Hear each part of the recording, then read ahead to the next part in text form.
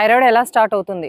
లెకమినియం issue ఉన్న వాళ్ళకి, లేకపోతే ఎవరికైతే ఎక్కువగా స్ట్రెస్ ఉంటుందో, లేకపోతే ఎవరికైతే స్లీపింగ్ డిసార్డర్స్ అంటే అలవాటు నిద్ర మంచి అలవాటు లేకపోతే, లేదు అని అంటే వాళ్ళది సెడెంటరీ లైఫ్ స్టైల్ ఉన్నా కూడా థైరాయిడ్ ఇష్యూస్ స్టార్ట్ అవ్వచ్చు. సో థైరాయిడ్ ఇష్యూస్ని ఏ రకంగా మనం డివైడ్ చేస్తున్నాం అంటే 2 types of thyroids are there. One is hypothyroid, second is hyper thyroid. హైపోథైరాయిడ్లో మంచి చాలా లావుగా అవడానికి అవకాశాలు ఉంటాయి.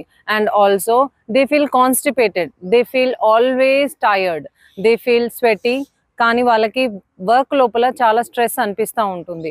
హైపోథైరాయిడ్ వల్ల గ్లాండ్స్ చాలా తక్కువ హార్మోన్స్ని రిలీజ్ చేస్తాయి. అండ్ హైపర్ థైరాయిడ్లో గ్లాండ్స్ చాలా హార్మోన్స్ని రిలీజ్ చేస్తాయి.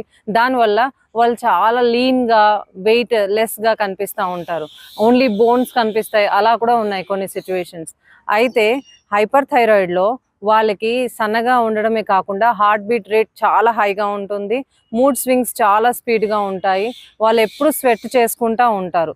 కొంతమందికి హైపోథైరాయిడ్ అయినా హైపర్ థైరాయిడ్ అయినా సింటమ్స్ కనపడదు, కానీ అది టెస్ట్ చేస్తేనే తెలుస్తుంది.